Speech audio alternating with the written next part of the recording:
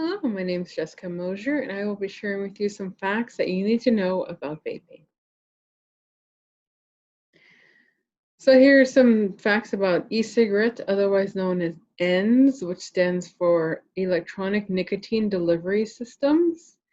I wanted to define it for those of you that weren't aware of what the definition of electronic cigarette is. So, an electronic cigarette, as defined by the Center for Disease Control and Prevention, or e-cigarettes, are also called vapes, e-hookahs, vape pens, tank system, mods, and electronic nicotine delivery systems. They're known to have ingredients that include nicotine, tetrahydrocannabinoid, and other substance flavorings and additives. There's many ingredients that it's unregulated, so many people can put any ingredients in it, including vitamin E, which seems harmless, but has also been proven to stay in your system longer than it should and kind of inhibits your ability to breathe regularly. So here's a chart about adults who currently use e-cigarettes from 2018. As you can see, adults 18 to 24 years old use it more prevalently than any of the other age categories, including 25 to 44, 45 to 66, and 65 and over. So here are some facts according to studies conducted by the Johns Hopkins Medicine. So at the first glance, people assume that vaping is better and safer than smoking because you can't. It's been kind of explained as water vapor or heated water or something like that with a trace of nicotine in it and stuff like that. And it does technically have fewer toxic chemicals than traditional cigarettes, which include tar, which tends to stick to your lungs for long periods of time. And people that vape are in fact at risk for lung injuries and death. So here's a X-ray from the Children's Hospital of Wisconsin that shows a normal lung, and then a lung that has been damaged by vaping. So here's some more in-depth facts. So vaping is harmful to your heart and lungs, and here's a chart showing that vaping doubles your risk of a heart attack, which was a study conducted by a medical group. Levi, Sims, Abrams, LPP kind of created this chart based on the study. So vaping is harmful because it contains nicotine, which is known to be toxic.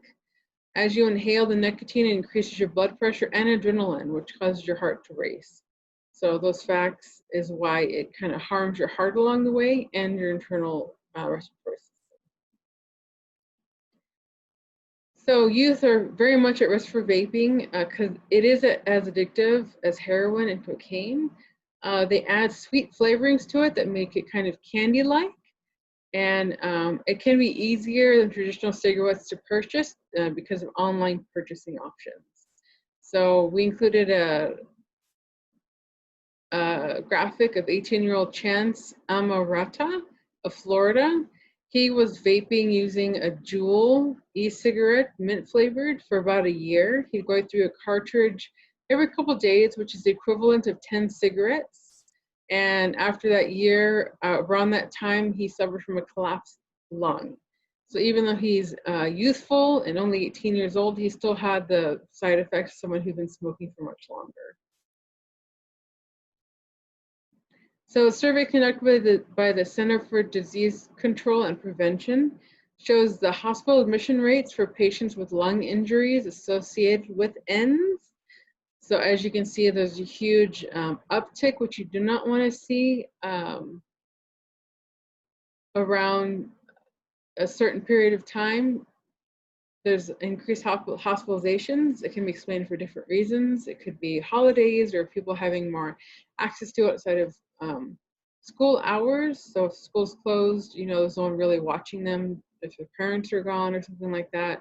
If they're children, if they're older, there could be other reasons for it showing up in these different trends. Further studies would have to be conducted. So if you do currently smoke in any form, now is the best time to quit because it's never too late. Your body was built to heal. So here's kind of a breakdown of what happens when you stop smoking.